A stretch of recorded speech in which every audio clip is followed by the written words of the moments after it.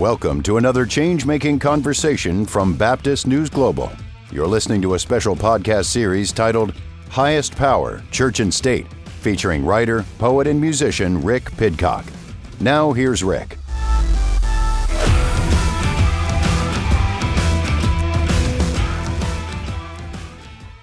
Yesterday was Mother's Day, and happy Mother's Day to all who celebrate. We quite literally could not be here without our moms. And it's good to have a day where moms feel recognized, valued, and appreciated. There's another sense, though, in which, for me, Mother's Day can be kind of triggering. Not because of anything in particular related to my own mother. Of course, many of us have wounds related to our moms, especially those of us who have deconstructed the fundamentalist theologies we were raised to believe in.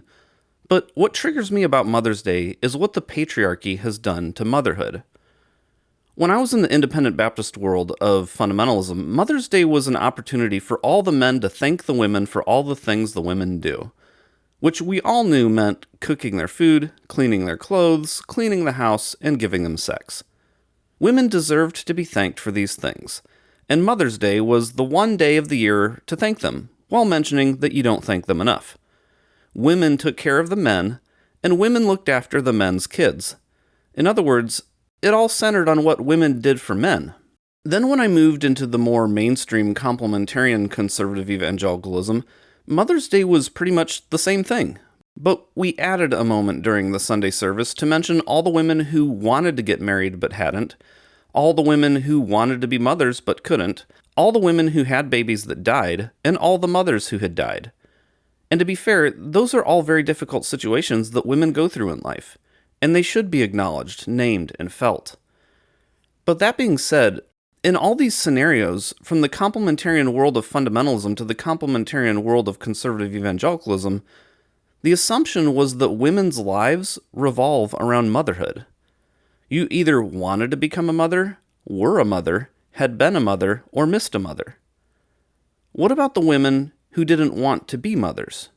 For them, Mother's Day can take on a sense of shame that they aren't meeting society's definition of the ideal woman. I'm not saying every woman who doesn't want to be a mother feels that way, but it seems like Mother's Day can often be presented as Ideal Woman's Day.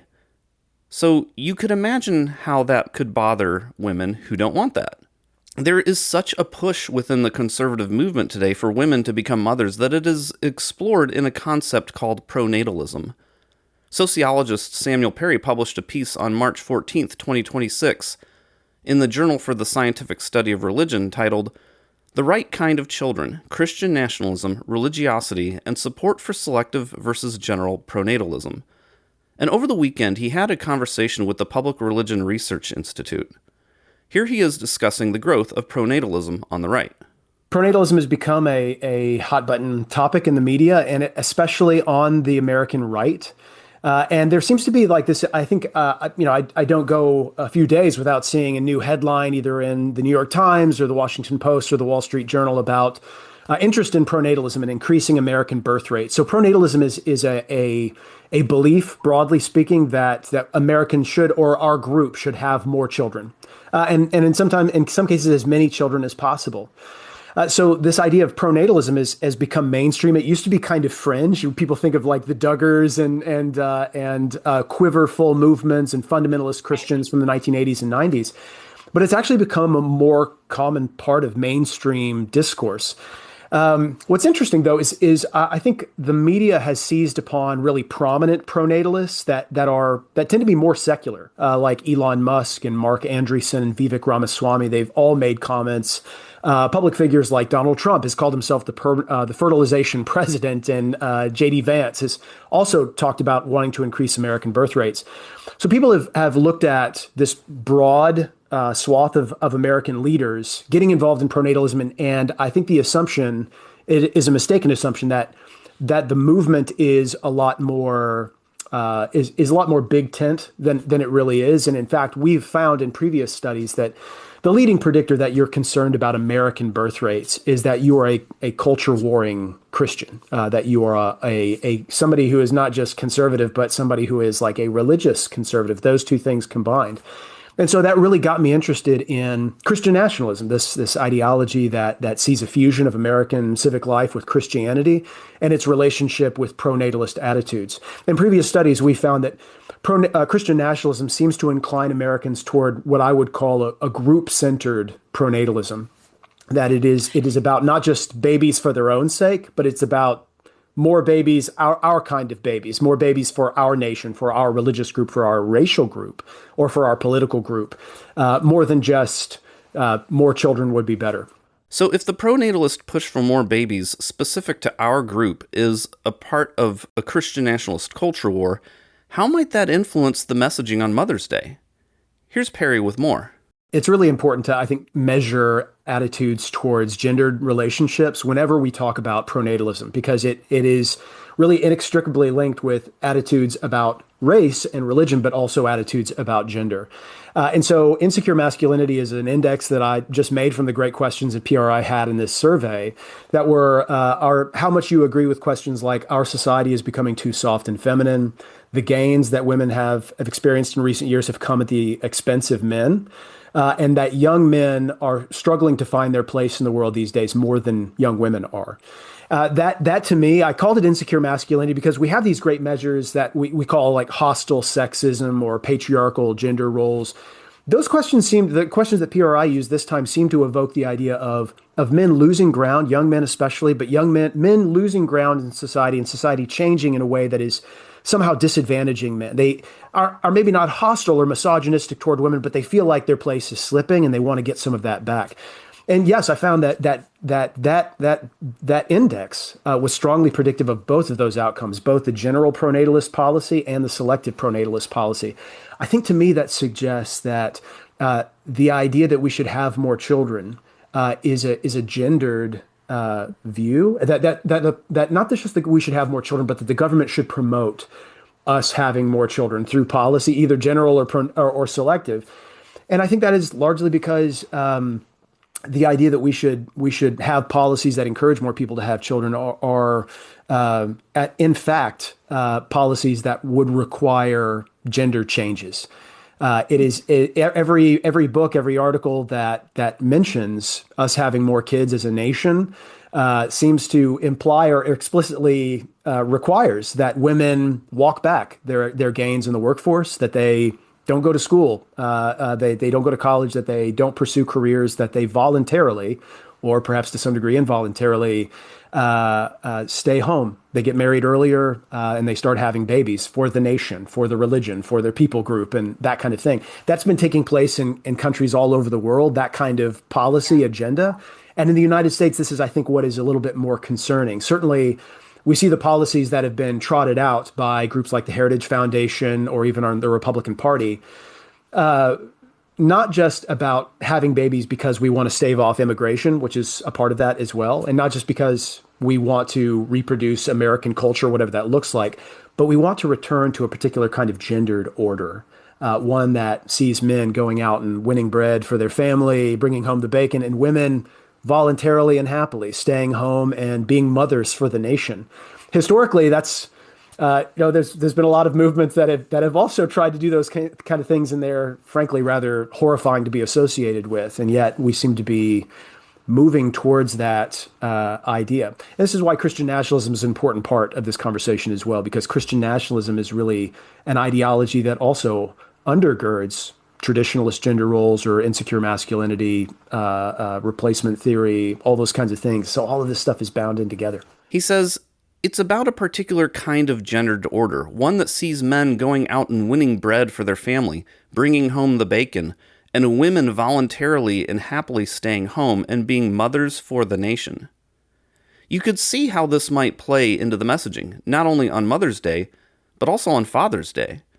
On Father's Day, men can be celebrated as breadwinners for the family. But how might men feel who don't want to have a family? Or how might men feel who are struggling to win bread? When I was a complementarian man who felt the pressure to lead my family in part by providing financially for them, I felt a lot of shame around not providing enough. I felt like maybe I wasn't being enough of a biblical man. Not because I was hurting my family or anything, but because I didn't measure up enough to the ideal man as presented by society and the church. Turning Point USA is one of the movements that promotes this vision of the ideal woman as being a mother, and they posted on social media yesterday a quote by their late founder Charlie Kirk, who said, quote, "We should lift up the moms of America as being the most important things in our country," unquote. And there was something about his use of the word things that kind of bothered me. It felt very commodifying of women. It also felt patronizing. Like telling the janitor who you'd never give a promotion, "Oh, we really value the work you do. You should be lifted up as you clean our toilets." And if anyone criticizes this setup, then they're supposedly looking down on janitors. I would know something about this because I spent 20 years in the cleaning industry prior to becoming a journalist. It's the same thing here. Oh, you mothers down there that we've limited to being under male headship with no freedom to choose otherwise, or else you'll be looked down on. We really value the work that you do. And if anyone questions this setup we've created, then they're attacking women. So I shared the TPUSA post on Facebook and said, "Sorry, Charlie, but women are not things. Also, maybe one reason moms need lifting up is that conservatives put them down in a gendered hierarchy of submission to male headship." And of course, conservative patriarchal men piped in to accuse me of attacking women. They used quite a bit of name-calling. One of the men even told me to kill myself. But there were a lot of women for whom this made sense, and I'd like to share what some of them said. Magda said, "It's the Madonna whore syndrome. Like, we're special only because of our relationship to someone else and not for ourselves. And like they don't want anything we have to offer except our uteruses. Your instincts are right." Lorna said, "Men are eager to praise a woman who does what the patriarchy wants her to do, not to support her or help her or respect her or consult with her. Just praise her. It's an effort to keep her doing what she's doing, without costing men anything." Amanda said, "Because they view the women as free childcare for their progeny." Kaylin said, "Things, not people? It's so bizarre that the TPUSA branding team isn't even trying to hide their bias." Holly said, "My ex used to quote the Bible verse, 'He who finds a wife finds a good thing,' as a joke. In hindsight, it was quite rhetorically revealing." Victoria said, "How about we lift up moms by recognizing we're people? And also guaranteed paid parental leave would be great. Happy Mother's Day." Kirsty said, "Everyone gives Charlie a lot of excuses for context, and yet the original context has never improved what he said."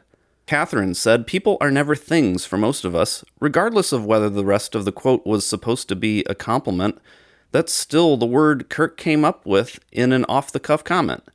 He could have said people, but he didn't, and that is telling of his mindset. This country has a bad history with treating people as things." Kristen said, "I have never used thing when describing a person. If mothers are the most valuable people in society, what about women who are infertile, who have had multiple miscarriages, who are child-free by choice or circumstance, or simply unmarried?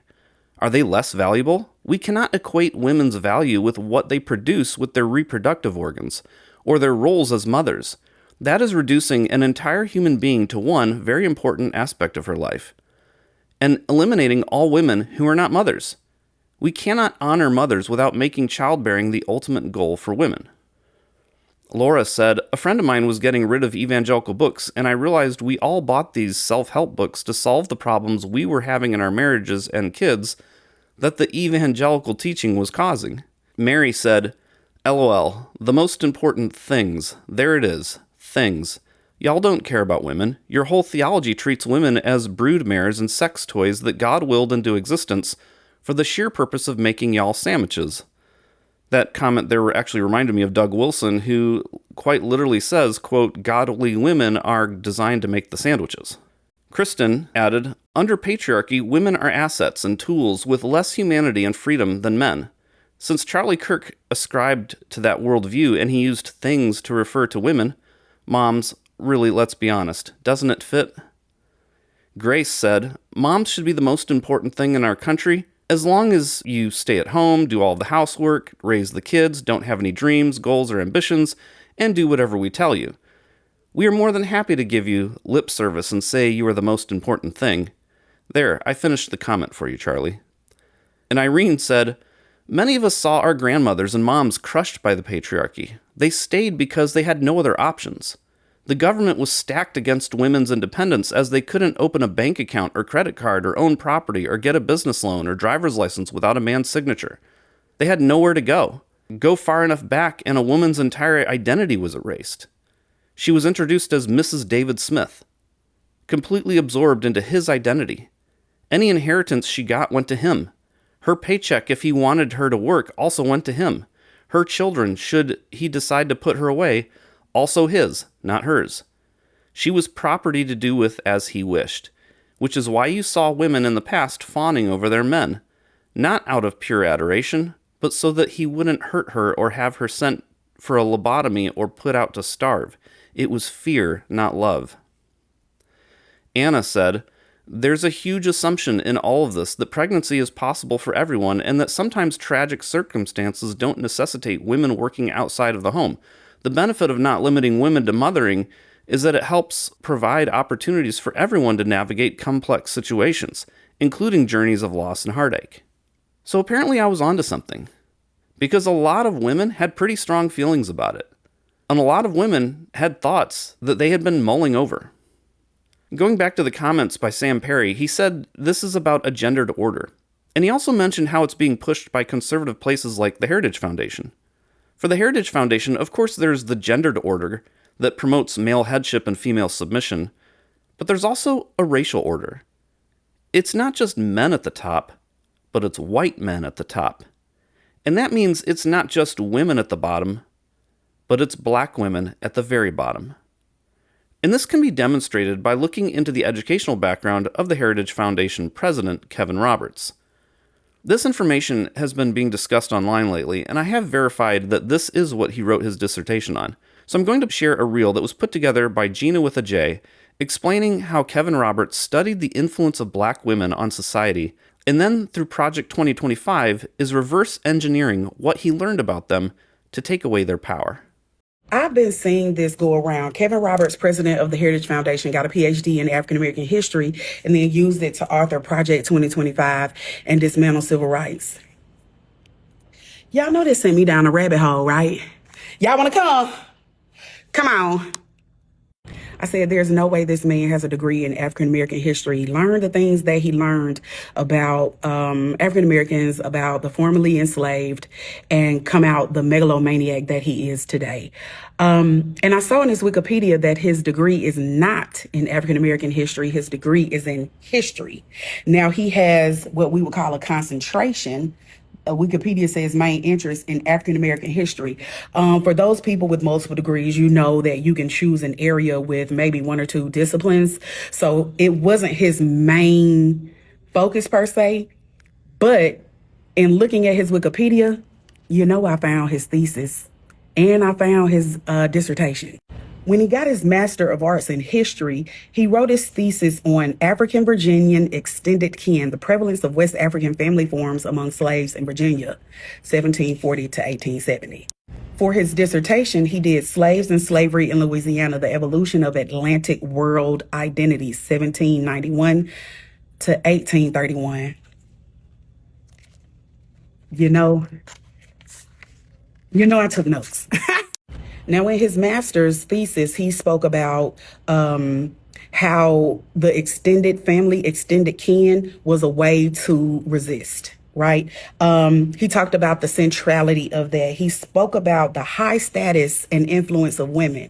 He said it was matrifocal, and that without these enslaved people being matrifocal, they wouldn't have been able to see any success when it came to freeing themselves. If you're not picking up what I'm putting down, the women, without the women, things wouldn't have changed or moved. That's what he means in this paper. He also talked about the flexible systems of descent, meaning family, right? It wasn't just everything was through the father. It was like, oh, that's my cousin them. Oh, that's auntie them. Like how extended kin played a central role in the enslaved community and how it helped them to resist. Community. He learned that community and women were key central focuses of the enslaved community that led to their freedom. Now, in his dissertation, he focused the main core argument, there were a couple of them, but the only two I want to focus on is that how enslaved people in Louisiana shaped their world by actively resisting.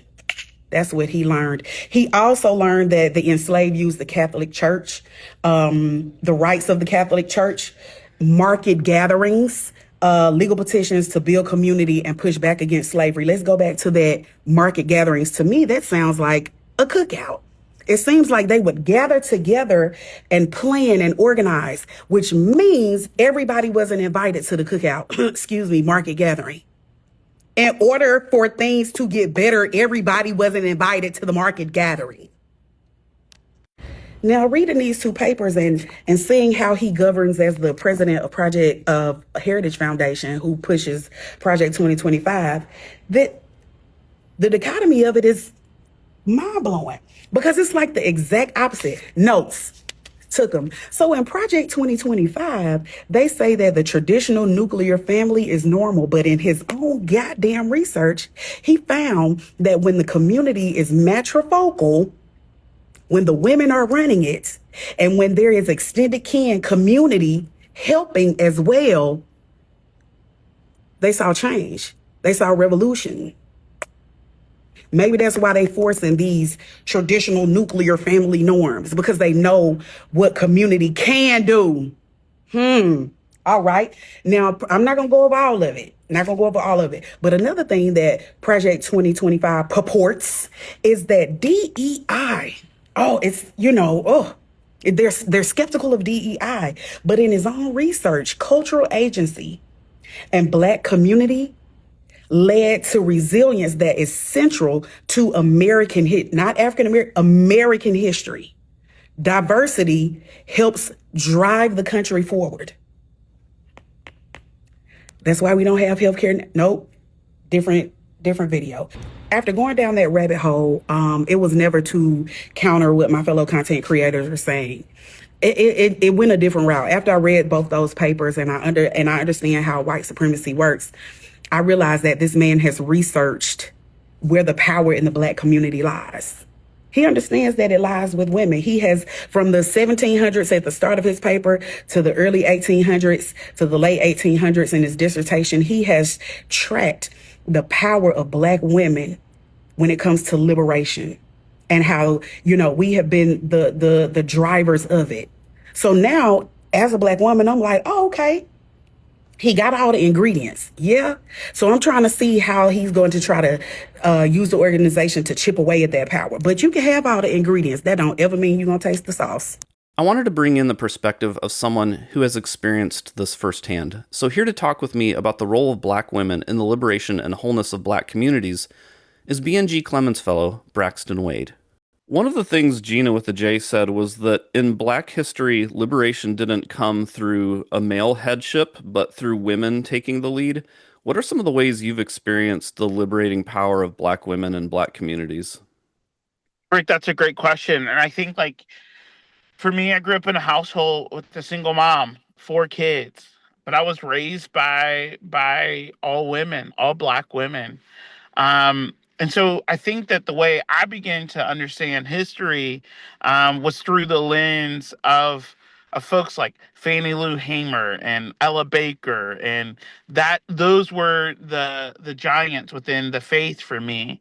And then I think about even, when you think about Black women leadership, you look at the wonderful movement of MLK Jr., and you think about that there are scholars today who say that his "I have a dream" refrain came from Prathia Hall, who was a Black woman.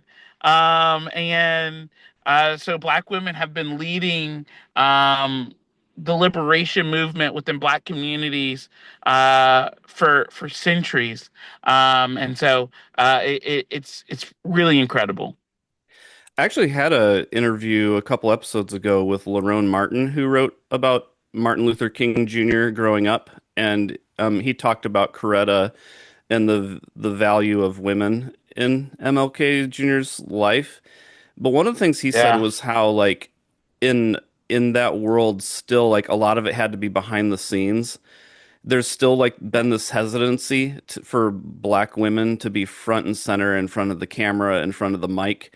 Why do you think that is, that people just don't want to, they're willing to listen to Black women behind the scenes, but not so much letting them lead publicly? I think it's this intimidation factor, right? I also think that misogyny still exists and racism still exists, and so when you pair those two together, you're left with a mess, and that's what we see. I see it in how people refer to my mother, and we saw it in the presidency, in the presidential run. But I think it's because there's two demons we're fighting there, right? Like we're fighting racism and we're fighting the patriarchy. And so it's both. Yeah, and black women are on the underside of both of those hierarchies. Yeah. That said, one of the things that Gina J brought out was, or Gina with a J brought out was that she said that rather than focusing on the nuclear family with the man at the top, that black communities have thrived through the extended family playing a central role. How might black women be especially gifted at bringing the larger family together for liberation? You know, for me, growing up in the household I grew up in, it was always, I talk about my cousins, I talk about my aunties, I talk about grandmothers, um, and that was just the language that I used. And then I got to the University of Richmond, where I went to undergrad, and a lot of the folks I was in school with, they were like, "What do you mean your cousin? What do you mean, kinfolk, right?" And I learned then that at the core of what it at the core of like my family unit was this idea of like we need each other, this idea of like it takes a village, and sometimes like it is your village, but we lived that out, right? Like it was twofold, right? um and so women, black women specifically, have been leading family units for a really long time. And when you think about the attack on black men and the high incarceration of black men, I believe that black women didn't have any other choice but to stick together and to raise young black boys in a culture where they could be nurtured and loved, and help to break some of those generational cycles. Well, your perspective here is really helpful. I think it definitely brings a lot to this conversation that many of us don't think about, especially on Mother's Day when there's a lot of implicit messaging that may be, getting, assumed underneath the surface that we may not be aware of how we're being influenced. And so I Yeah. appreciate you coming on and sharing your perspective with us. Yeah, thanks, Rick. The fundamental argument I'm making today is that women should be honored, but it matters how we honor them. When we try to honor women by praising them for the few tasks we've relegated them to that we don't want to do ourselves, we're not really honoring women. We're commodifying and patronizing them, which is strengthening the power of the men at the top and dehumanizing the women below. We're creating a gendered order, just like we've created a racial order. And at the very bottom of all of this are black women. Why are white men, the ones at the very top, so afraid of black women, the ones at the very bottom?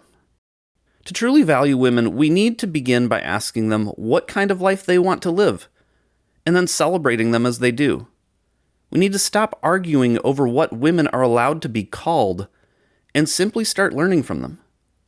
Until we do, women will be treated as things that need to be lifted up.